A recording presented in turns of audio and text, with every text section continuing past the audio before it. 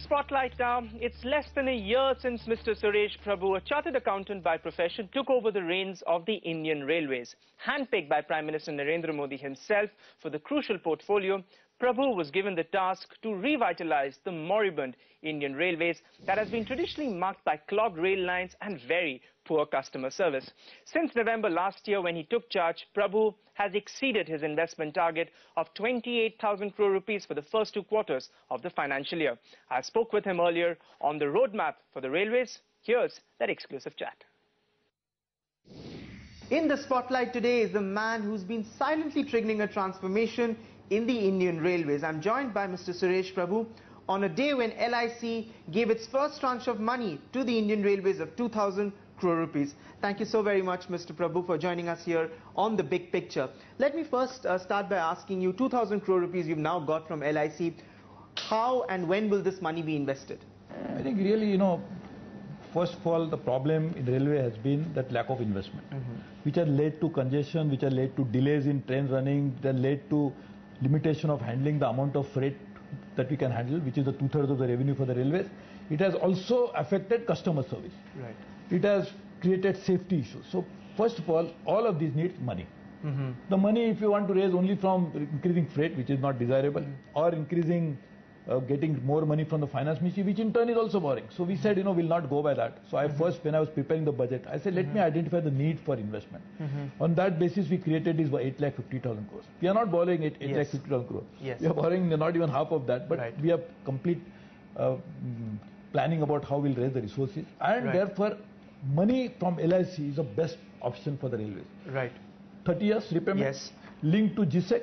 So now the rate has fallen again because of the interest rate falling down. And also matching with the requirement of LIC, because LIC policyholders will also benefiting from the railway growth story. So today you've got a tranche of 2,000 crore rupees. Tell our viewers, so where will this money for this 2,000 crores be invested primarily? All money which is going for doubling, tripling, or somewhere where the congestion removal or traffic facilities.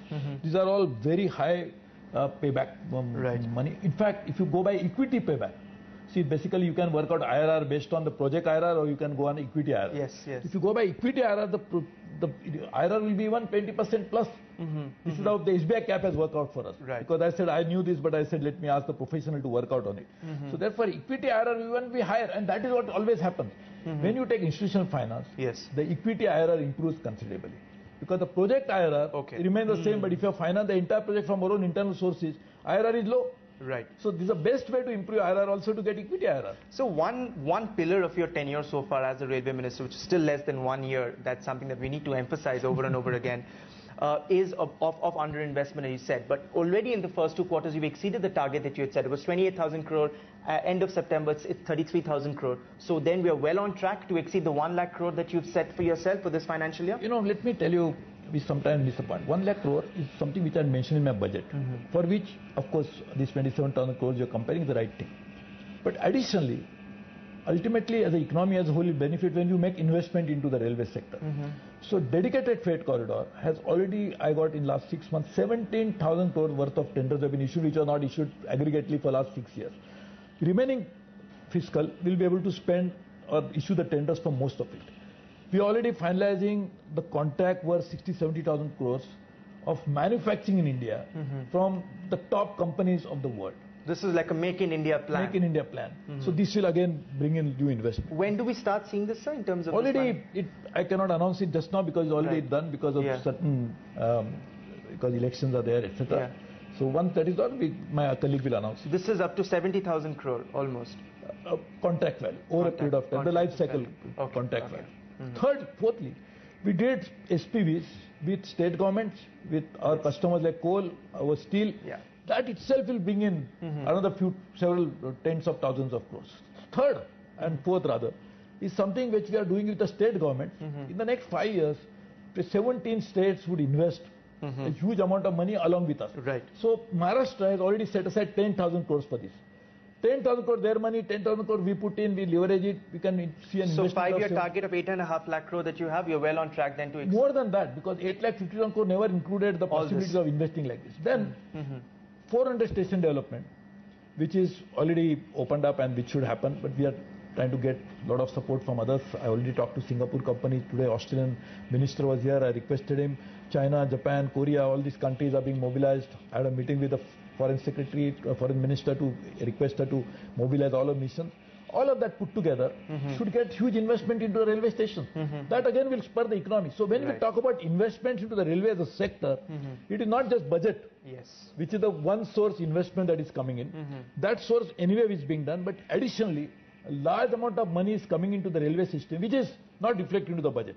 So when you compare the budget numbers, there we are on track. But more than that is something which is coming in, which are not even mentioned in the budget. But that's important, absolutely. So you're important. There's much more than just looking at it purely from the perspective of budget. And we're well on track to exceed 8.5 lakh crore. Also, the one point I forgot is PSUs. See, Konkan Railway is starting doubling plant by leveraging their own balance sheet. And Konkan Railway is not having doubling tracks and also electrification. Konkan Railway can save easily 200 crores every year only because they electrify the tracks. So just imagine the repayment ability of the Konkan Railway. Right. So we understand, sir, that the Railways has also internally been working on a plan to make strategic divestments and made some of their rail PSUs. Can you throw some light on that, sir? Today I think it is a little premature to talk about it. But sir, are you putting at least as a thought? I don't want to give an answer which is not appropriate at this stage. So we are trying to monetize all the assets of railways. The part of monetization plan is something which we are doing in terms of station development, where the land and air rights could be developed without selling the land, which can bring in huge amount of money. All over the world, the railways get 30-40% of the revenue from non-rail operations. In India, it's hardly anything.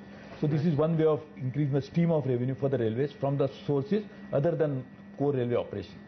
Similarly, 500 Wi-Fi at the stations, which again will bring in revenue to the railways. So these are the various ways of monetizing it. I will not be able to tell you more unless we are completely, this is something which but there is a plan, sir, but we can do first and then announce later. Surely, but sir, you have at least let us understand that you've at least started applying your mind as far as monetization of some rail PSUs are concerned. So all the assets of the railways, including PSUs. Mr. Prabhu, Indian Railways is also now developing freight-specific lines. In fact, very recently you've announced a line between Dankuni in West Bengal to Ludhiana. So is this part of a larger plan to move away from this cross-subsidization that we've seen between freight trades and passenger fares? Is this the larger strategy for the Indian Railways? See, whether we like it or not, 2/3 of the revenue of the railways come from the freight. We handle about, this year, hopefully 1.1 billion ton. So we want to take it to 1.5 billion tons by 2000, in the 4 years' time. If that is the case, the revenue stream, you have to understand that chicken, which gives you the best possible fodder, you cannot just ignore that. So freight is the most important stream of income for the railways. So we must keep in mind, if you want to bring back the freight from road to the railways, we must have a proper freight structure, a customer-friendly approach. Today I had a meeting with all our major customers. I was telling them the same thing, that you are the food to me. You provide the fuel for the railways by giving us 2/3 of the revenue. So we must make sure that this happens. For doing that, we must create an independent mechanism which will really decide the cross-subsidization issue. How much should go from freight, how much should go from fare. Also which has not been done in the past, sir. No, it is the new thing we are thinking about, which was part of my budget speech. We are already on implementation. In fact, incidentally, 5 or 6 major issues which the Debroi committee recommended were already announced by me in my budget speech. And they are already under implementation even before the budget, before the report came in. So we are on track with even reforming the system. Delegation, completely done. We are trying to do the accounting system. We have already moved over to the next level. On making sure that we have a finance cell, I had already announced it. We have created one. Arundhati Bhattacharya, Raju Lal, K.V. Kamath was part of this. We are already moving on, making sure like this freight and fare regulatory framework, which I had announced in my budget speech, we already moved on that. PPP, we want to make sure it's completely transparent. Most of the e-tendering will be operational by 31st December. So that will bring in transparency. We have started already making sure that appointments, which was always a problem, so with that also we have done online examination. So transparency will be the key for moving in ahead, along with efficiency. Yeah. So you've tied up with LIC. Will there be other, finance institutions like IDBI, which we understand, you were having a meeting with them. So are you in talks with such?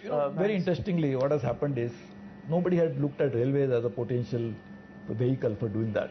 But because we have done this, I had a road show in Mumbai where we talked to about 750 people.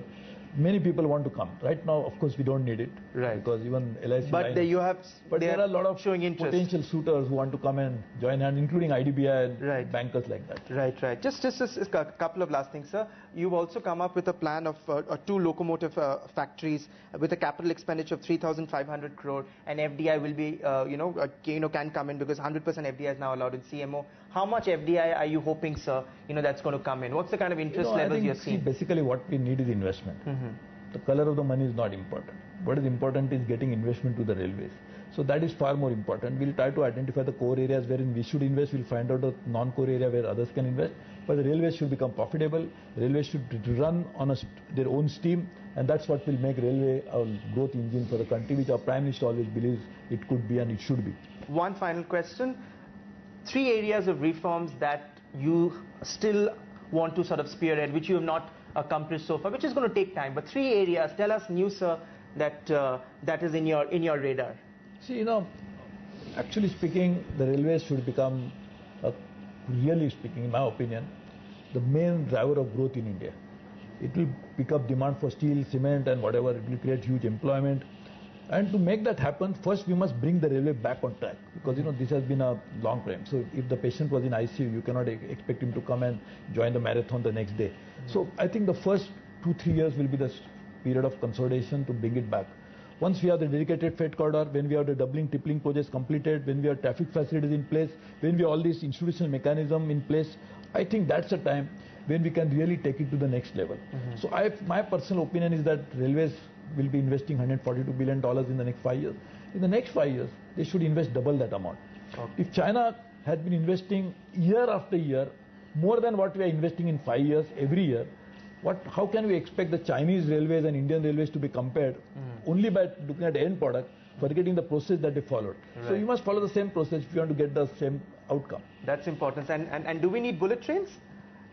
We need all kinds of different institutional interventions.